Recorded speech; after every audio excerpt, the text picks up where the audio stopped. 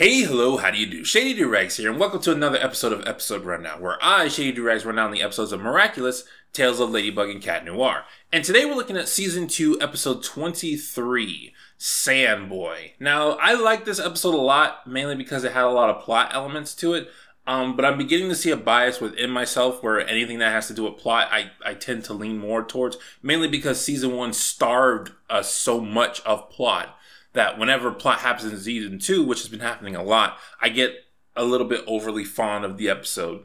So, the episode is pretty high up there on the like meter, but I'm beginning to notice my bias on these types of episodes.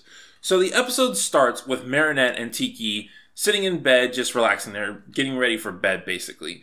And Tiki brings up that she wants to go to the other Kwamis, because it's going to be Nuru's birthday soon, and on a Kwami's birthday, you can communicate with, the other Kwamis can communicate with that Kwami. The problem is that it takes a lot of Kwamis to do it, so Tiki and Plag both need to be there. It pretty much takes almost all the Kwamis to do it.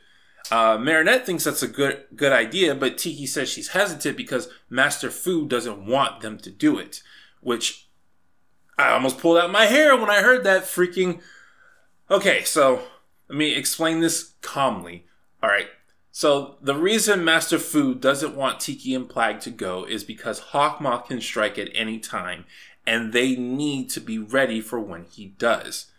This is such idiotic logic. I really cannot stand that they try to make Master Fu look like the wise one in this show.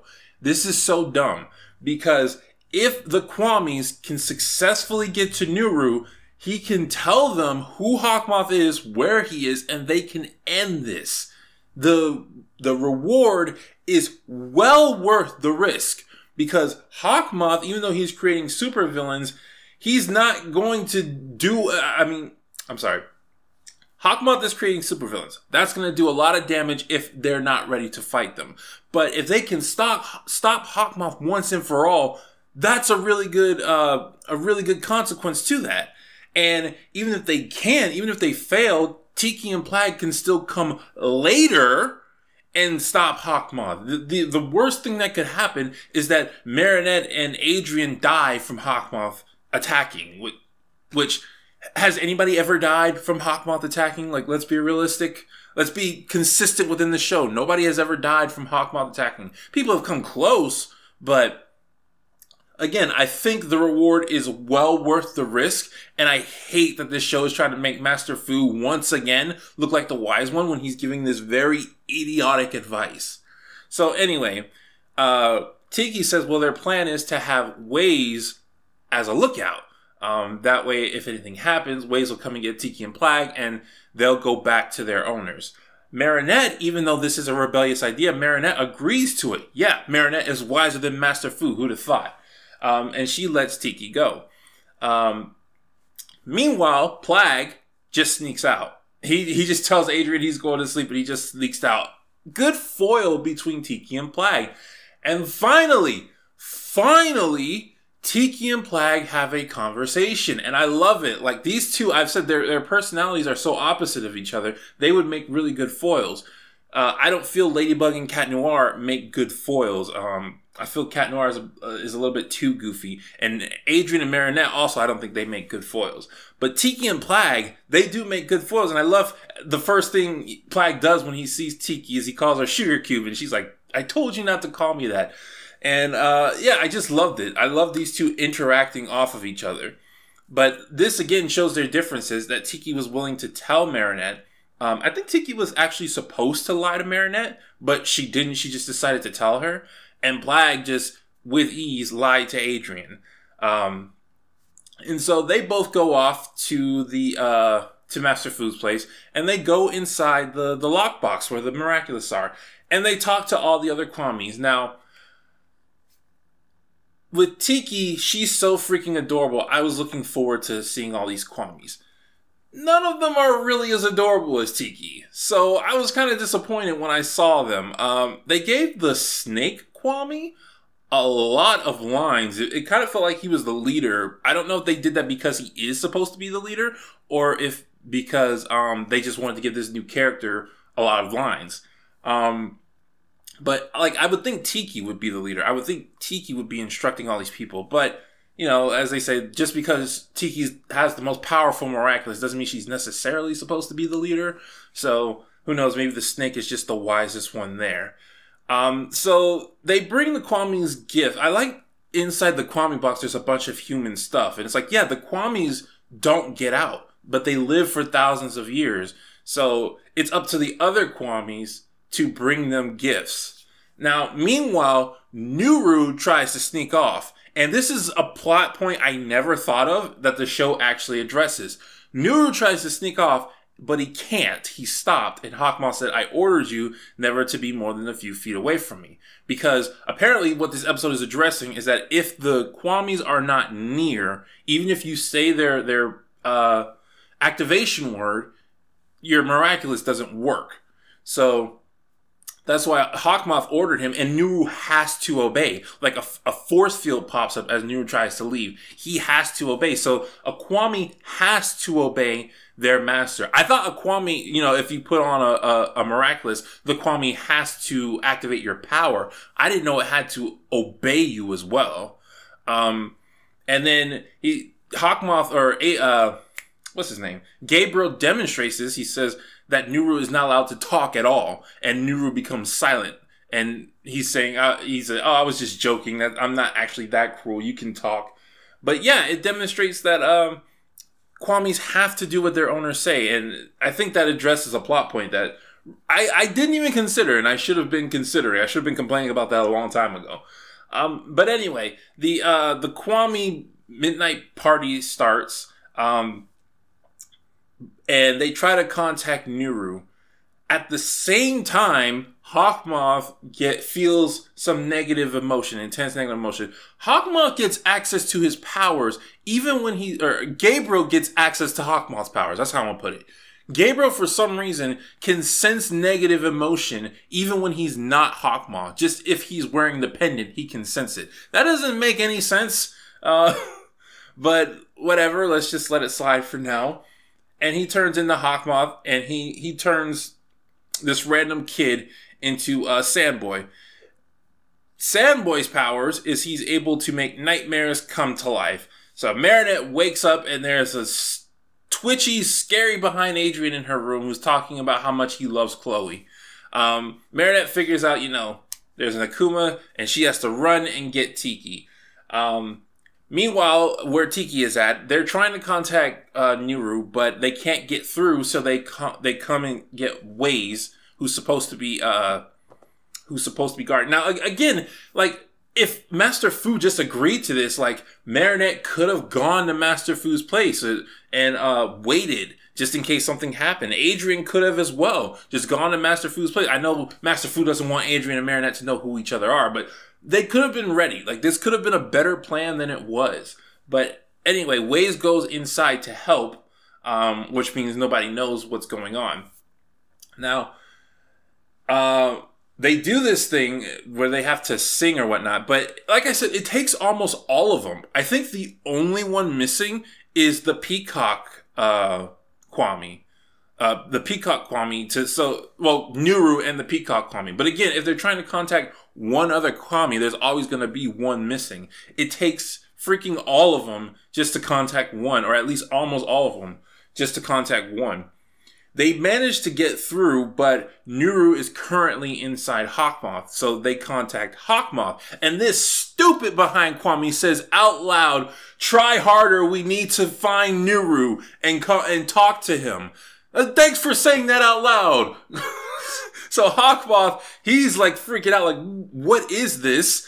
And the Kwami says that, and he's like, haha, it is me who will track you. And Hawkmoth somehow figures out how to reverse the signal and shoot back at them through sheer willpower.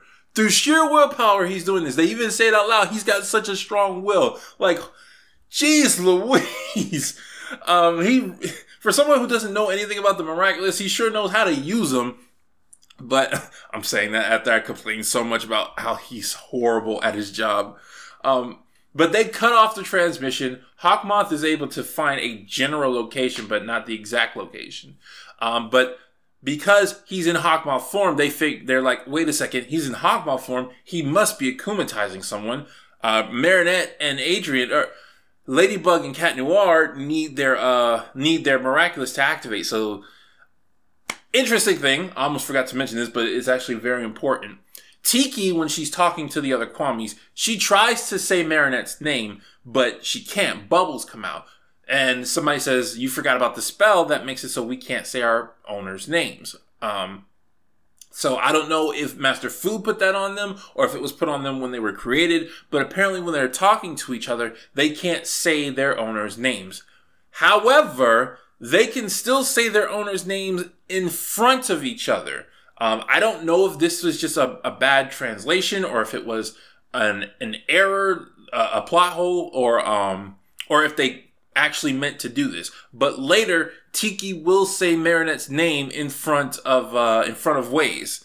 But she's not talking to Waze. She's talking to Marinette. And they specifically did say, we can't say our names of our owners to each other.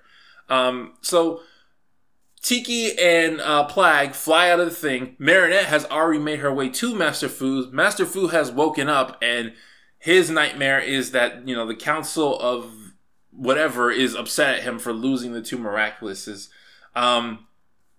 The nightmare Adrian is also there. Even though he moves super slow, he somehow followed Marinette. He's there, and Tiki says, hey, isn't that your owner? Now, the words that come out of her mouth are just like, isn't that your owner? She doesn't try to say his name, but she still spits out bubbles. And I don't know, I think that was just a translation error because, she didn't, as far as I could tell, she didn't try to say his name. Maybe the implication was that she was trying to say his name. But, yeah, she spat out bubbles right there, and it was really weird. But Plague says, no, he doesn't act like that. And it's a good thing Marinette couldn't hear them because that would have progressed the plot a lot. But yeah, so because Tiki is out, Marinette can turn into Ladybug. The freaking Master Fu doesn't even bother trying to be his version of Carapace. Another thing I forgot to mention, I'm forgetting a lot of important stuff about this episode. Tiki says that Marinette is the best Ladybug she's ever had. I'm sorry, Tiki. If I was one of the past Ladybugs, I would feel very insulted by that. Also, as far as I know, the heroes get to choose their name. So Marinette chose her name to be Ladybug. That's just not creative. That is just not creative. Because Tiki was saying, she's the best Ladybug I've ever had. And I thought about it, I was like, wait a second. She is the Ladybug Kwami. Her Miraculous is the Ladybug Miraculous. And the best name Marinette could come up with was Ladybug? Wait, did Marinette come up with her name? Or was that Alia? I remember I don't know. Anyway, somebody can remind me. I'll probably go back and look up that episode. Anyway, Plague has to go get Adrian. Adrian's nightmare is coming true as well, and he's trapped in cages, which I think says something about Adrian. Adrian's nightmare is actually way more interesting than Marinette's, the fact that he's trapped in cages. And Plague goes to get him.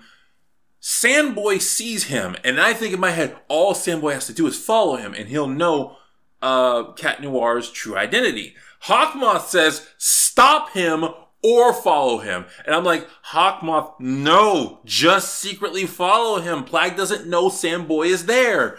But Sandboy tries to shoot at Plague, and Plague is able to evade him because Plague can go through matter. So he just flies into a subway and then immediately flies out because Sandboy can't follow him through walls. And so he's able to escape him and get back to Adrian, who's able to become Cat Noir. Adrian immediately has to do Cataclysm because he's in cages. So they've got to wrap this up pretty quickly. So now Ladybug and Cat Noir are on the field. They go to stop Sandboy. And I can't remember how they do it. Oh, now I remember. Yeah, I was like, wait a second. Did Ladybug actually do her lucky charm? Technically, no, she didn't. Ladybug does her lucky charm, but Sandboy hits her right as she does it. And her nightmare is that she loses her power. I think that's very superficial. Marinette, if Ladybug has more nightmares, like she can't protect people. That's Ladybug's nightmare. I guess that's what they were going with. She lost her power, so she can't protect people. Cat Noir also gets hit, but he gets to keep his powers. And Ladybug asks why, and he says, my nightmare is not losing my power. And then a second Ladybug shows up who hates Cat Noir. That's his nightmare. Ladybug hating him. Okay, so here's where things get upsetting to me. This is why I'm like, hey, I'm a little bit biased this episode because I wouldn't have liked this. So this enemy Ladybug does the Lucky Charm, and it gives her this giant sword. It's the same giant sword that Chloe had when she was Antibug. They're probably just reusing assets. But it gives her this sword. Now, we know how the Lucky Charm works. The Lucky Charm is supposed to help Ladybug with whatever problem she's having. It doesn't do it. It doesn't do it to this other Ladybug. Instead, the real Ladybug does her thing where she looks around and figures out a solution, which I now know is something that Marinette does. It's not an actual power because she's lost all her powers. But she looks around, figures it out. She uses the Lucky Charm that the enemy Ladybug came up with to solve the crisis. Now, on the one hand, this was all Marinette. It wasn't luck, so to speak. It was all Marinette figuring out this problem. I like that. That way I can respect her. On the other hand, the Lucky Charm is not supposed to work like that. The Lucky Charm is supposed to make the Ladybug that summoned it, it's supposed to help her with that solution. Now, you could make an argument that it was still technically connected to the original Ladybug, so it helped the original Ladybug solve the problem, but I think that's very reachy. I think that's headcanon. I think basically the Lucky Charm just decided this episode to not do what it was supposed to do. Again, I liked that Marinette solved the problem by herself. She was actually able to solve this problem. But it just feels very inconsistent with how the Lucky Charm has activated. So they defeat Sandboy, and he gives a bit of exposition. Oh, I was having a nightmare and I woke up and blah, blah, blah. I don't know how he remembers that. You know, most people wake up and say, what am I doing here? But he said, he woke up, he said there was a black butterfly and it turned him. And Ladybug comes to the conclusion, oh, he must have fed off your negative emotions from your nightmare. I'm sorry? What? Hawkmoth can feed off of negative emotions from nightmares? And he has control of everyone in Paris. He monitors everyone in Paris, or rather, his pendant monitors everyone in Paris. So you're telling me that only once in a blue moon, somebody has a nightmare?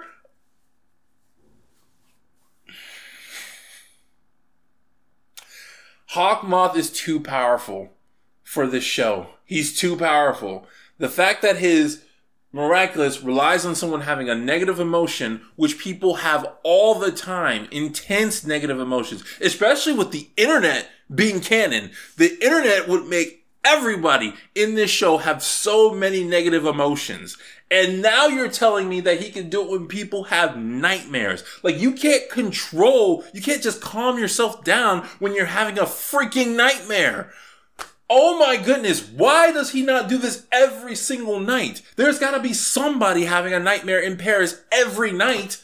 But no, it's only one time. Usually everybody is dreaming completely soundly, but there's one rare occasion where this little boy is having a nightmare. He can control him. Oh my goodness. Oh, okay. So the episode continues.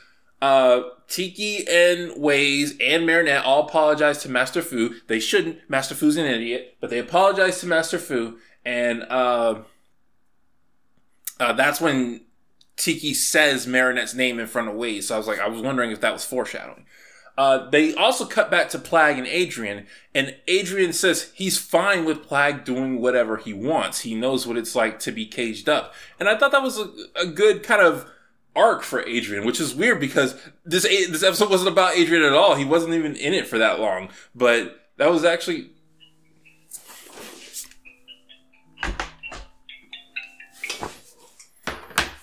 Phone.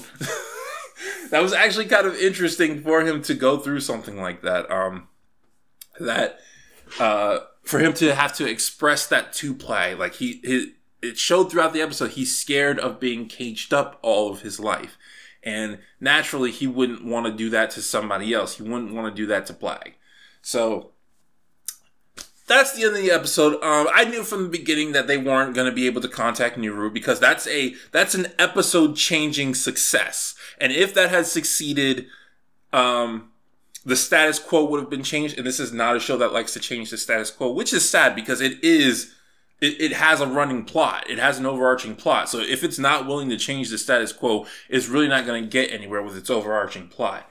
It doesn't seem like this show wants to end, and that's not something I can respect about a show with an overarching plot. If it was episodic, which again, this show tries to be both, if it was purely episodic, then fine. I can see you not wanting it to end.